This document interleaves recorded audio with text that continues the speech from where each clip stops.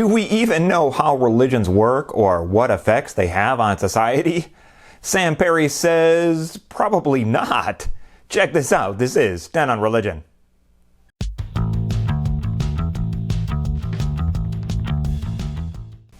Hey peeps, it's Dr. B with TenOnReligion. If you like religion and philosophy content, one thing I really need you to do is to smash that sub button because it really helps out the channel. Also, if you find the content interesting, drop me a super thanks here on YouTube. The transcript is available at TenOnReligion.com, and new episodes are posted about every 2 weeks at noon U.S. Pacific time, so drop me some views.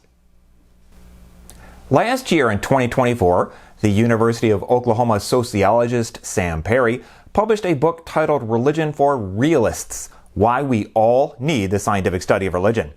This book argues that Anglophone Westerners often misunderstand much about how religion functions.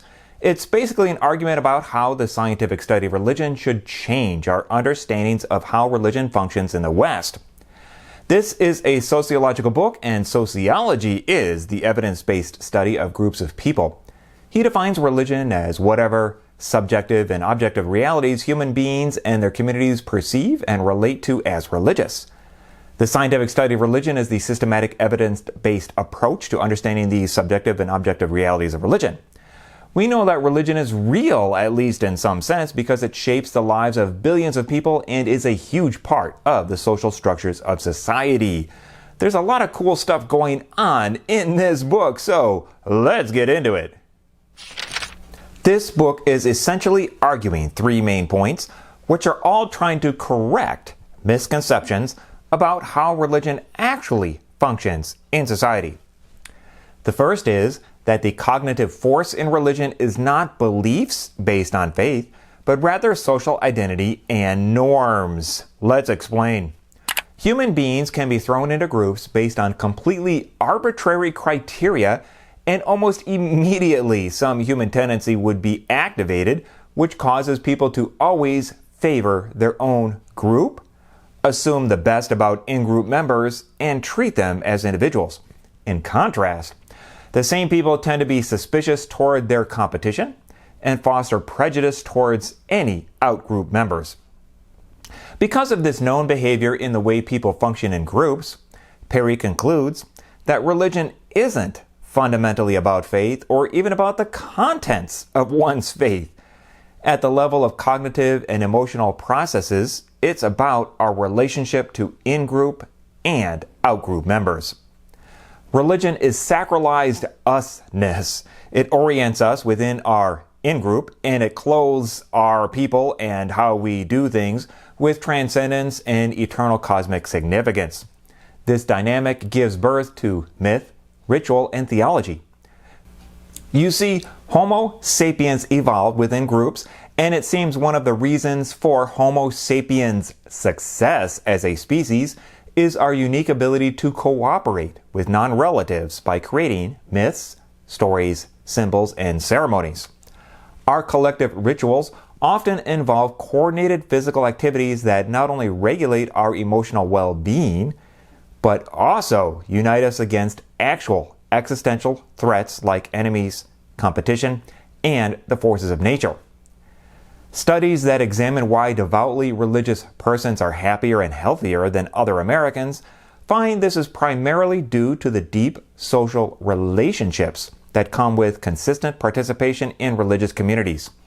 We are belongers before we are believers. Now let's look at this from analyzing a context. Religions provide a toolbox of teachings that are quite ready to be selectively applied to each context. For example, Perry asked Americans to place Jesus on the left-right ideological spectrum and found that the leading predictor of where Christians place Jesus on that spectrum was their own ideological identity. Imagine that. Jesus just seems to look like us politically. But evangelicals' commitment to theological beliefs can change quickly when their social group is either benefited or threatened. Devout Christians were on both sides of the Civil War in the mid-1800s and both sides of the civil rights movement in the mid-1900s, each justifying either white supremacy or racial equality with their theology. We know through experimental evidence that people tend to approach actually reading the Bible with the same identity lens, specifically that of our group. Americans have sorted politically to the point where party, ideological identity, religion, and other characteristics now thoroughly overlap, and that our political identities increasingly organize our other social identities, including religious ones. This means that our definitions of what is religious in a positive sense are shaped by our own perceptions of group belonging and loyalty. All of our religious activities, meetings, rituals, myths, and so on serve the immediate purpose of marking who we are as a people, but also the ultimate purpose of socializing and reproducing our people to continue our way of life. So again, this is the first main point. The social sciences teach us human beings are cognitively fine-tuned for group life, and consequently, group identity and norms, not beliefs, are the primary cognitive drivers of religious behavior. The second main point is that the growth factor in religion is not ideas or doctrines, but population dynamics. The better metaphor for religious growth and decline isn't a debate competition or a marketplace, but in ecology. In an ecology, you win by producing more reproducing bodies of belongers with durable social identities and norms. Perry refers to this as evangelism the old-fashioned way, either birthing more people who will eventually internalize your religious group identity and norms, or shipping in people who will do the same. Population dynamics have contributed to there being enough unaffiliated persons in the population to where secularity is an increasing live option that people rarely switch back from once they embrace it. This then contributes to even more secularity. Despite all the theories about religious pluralism and science eroding religious faith by rendering it optional or intellectually problematic, religion has been remarkably resilient. Religious adherents with settled identities and norms who exist within some context where those identities and norms remain prioritized can develop cognitive workarounds to deal with just about any dissonance. Yet, as pluralism increases, our religious boundaries erode, creating more interreligious marriages and other religiously integrated social contexts like schools, neighborhoods, workplaces, and sports teams. Consequently, each successive generation of citizens is less socially embedded within religious groups, leading to a less emotional attachment, social pressure, ritual practice, and ultimately less attachment to the beliefs of the group. So the second main point is that growth of religion has nothing to do with ideas of that religion or its doctrines, but simply population dynamics. The third main point in this book is that the change agent in religion is not individual obedience to a particular religion, but the social structures set up in any given society. What's a social structure? Social structures are the rules and resources that are simultaneously both the consequence of social arrangements and behavior and the medium through which those arrangements and behaviors are reproduced. It's like this. Since we don't have a robust inheritance of instincts like other animals, social structures are the ways we humans externalize our norms out into the world so that they organize, constrain, and reproduce our way of life.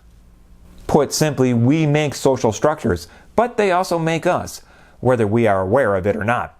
People can hold a remarkable amount of seemingly contradictory ideas and tension for the sake of keeping status and harmony within their group. Consequently, the evidence is far from clear that education, science, and religion are necessarily incompatible. They often work together. For example, it's not that scientific knowledge causes people to disbelieve religion, but rather modernity has produced evidence-based methods of solving very practical problems that relentlessly fill the world with different structural alternatives to religion. And even more, Modernity creates structural arrangements that don't typically reverse. So people aren't going back to religion once something else fulfills a particular function in society. Wait a minute! To review, the three main points are: 1. The cognitive force in religion is not beliefs based on faith, but rather social identity and norms. 2. The growth factor in religion is not ideas or doctrines, but population dynamics. And 3. The change agent in religion is not individual obedience to a particular religion, but the social structures set up in any given society. Social science actually tells us a different picture than what most people expect. Now, the funny thing about science is that it has to be learned, because it requires an unnatural and counterintuitive way of thinking. Our natural bent is toward confirmation bias. Confronting and addressing our biases is collectively redemptive. Not only do our particular research projects benefit when observers point out some flaws in our thinking and systems, we also learn something about ourselves. We learn ways we didn't know we were being influenced. And now, one final note that he adds in the last chapter of the book. He states that among the most tragic casualties of American polarization in the past few decades has been Americans' trust in intellectual leadership and institutions. The breakdown in trust of intellectual leadership and institutions is almost entirely localized to religious and political conservatives. They want to believe that religion is actually the exact opposite of what the social scientific evidence demonstrates. Yeah, this just goes to show you that we need the social scientific study of religion, maybe now more than ever. So what did you think about Sam Perry's book, Religion for Realists? Leave a comment below and let me know what you think. And again, if this was in any way helpful, drop me a super thanks. Until next time, stay curious. If you enjoyed this, support the channel in the link below. Please like and share this video and subscribe to this channel. This is TenOnReligion.